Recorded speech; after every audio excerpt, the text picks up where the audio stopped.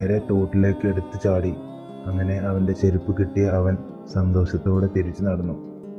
അവൻ്റെ കയ്യിലൊക്കെ മുറിവൊക്കെ ഉണ്ടായിരുന്നു.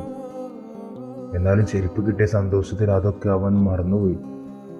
അങ്ങനെ അവൻ തിരിച്ചു നടന്നപ്പോൾ അവൻ്റെ ചെരുപ്പ് പോലത്തെ ഒരു ചെരുപ്പ് ഒലിച്ചു വരുന്നത് കണ്ടു. ഇത് കണ്ട അവൻ കരുതി, ഒരു ചെരുപ്പിന് പോലെ 7 ചെരുപ്പുണ്ടായാലോ. അതും കരുതി അവൻ അതിന് മൈൻഡ് ചെയ്തില്ല. അവൻ തിരിച്ചു നടന്നു. അങ്ങനെ പാവം നടന്ന് അവൻ്റെ മറ്റേ ചെരുപ്പുള്ള സ്ഥലത്തെത്തി.